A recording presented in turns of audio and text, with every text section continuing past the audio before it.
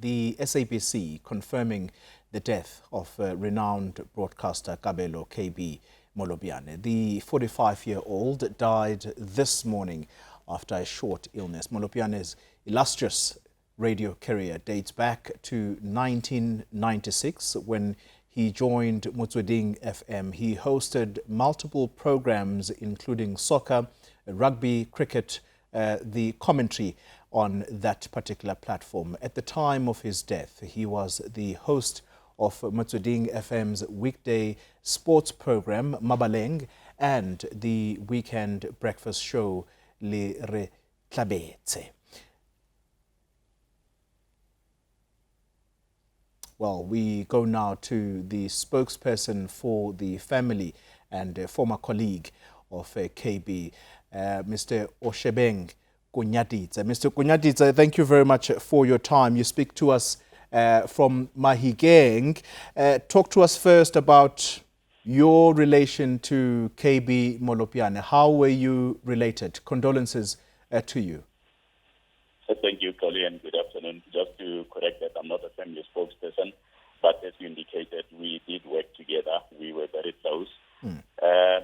Our relations goes back almost 19 years because KB joined the SABC when I was still working for the SABC then, around 2002. And he came to us from a community station in Rustenburg, and he was just a presenter. But in around 2010, the then station manager for Motsweding, who now has Metro FM, Ms. Bongile Mchali, asked me to put together a team to work on the 2010 World Cup. I think at the time we were only three commentators, myself, the late KB Molopyan, and Watile Jacobs. And there was going to be a need for us to have a team that will work on the World Cup. So that's how KB then joined sports department alongside Brian Bitsoho and Selon Dona. And we worked together since then until I left the SABC late last year. But we kept contact. I spoke to him last week, I think towards the end of last week or early this week, and somehow the conversation then centered around non-compliance with the COVID regulations. And he, even at the time, said maybe it would be better if the president could take us back to alert level 5. And by I think Wednesday this week, that's when I heard that he was unwell. I tried to call him, and his phone went to voicemail. And sadly, this morning, then it was announced that he had passed on. Yeah.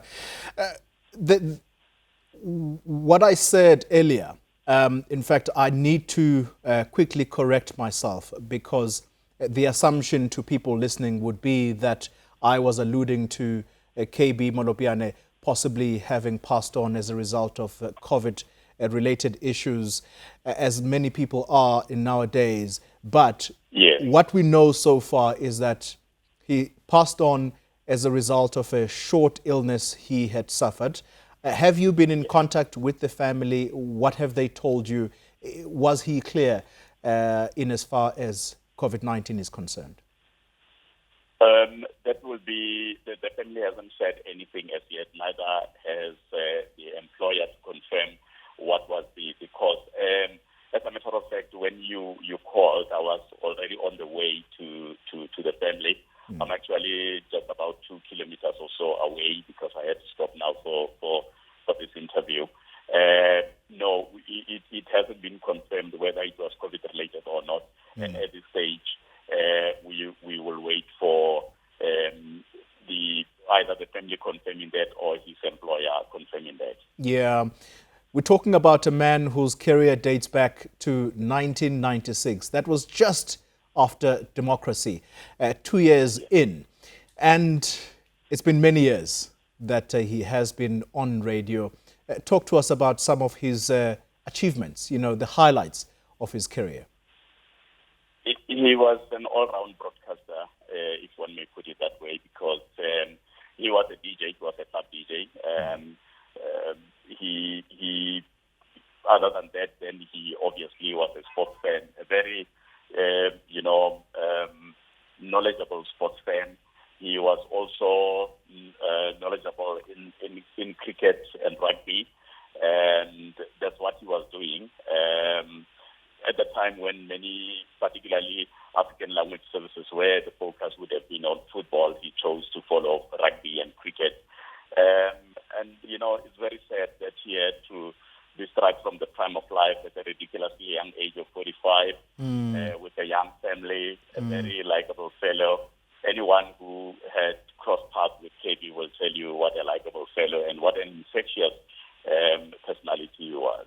Yeah, and you mentioned that you were still on the way to the family. At this stage, are you able to say anything at all about how the family is coping at this time?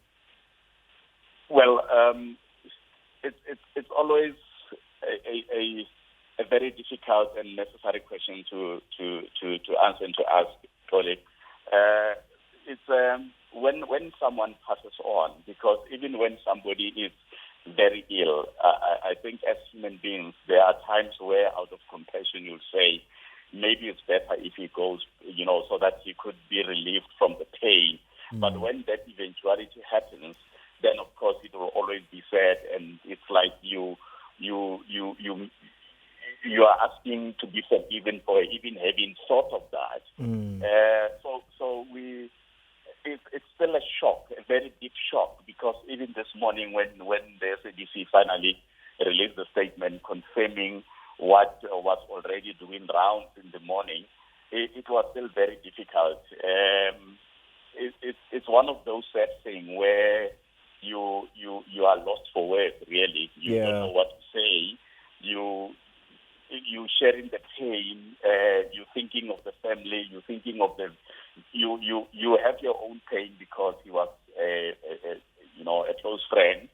But at the same time, you do know that you cannot even begin to share the pain with the family who are still trying to come to terms with the reality, who at this stage, even when they are talking to you, it's always a very, very, very difficult period when someone, particularly at the first few hours of someone's passing. Yeah, finally, Oshebeng, the listeners of Motsweding FM, I'm sure they have been deprived of a very talented broadcaster. What do you think they're going to miss most about him?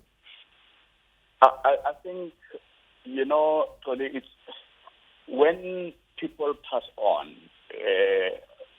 irrespective of how we know them, it's always a sad reality that we have to deal with.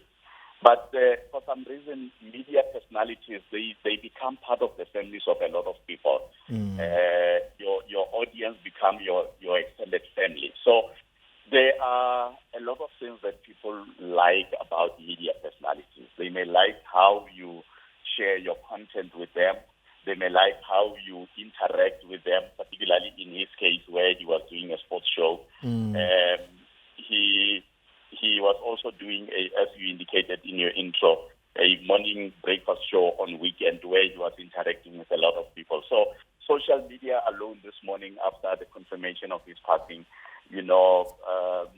exploded into a grief.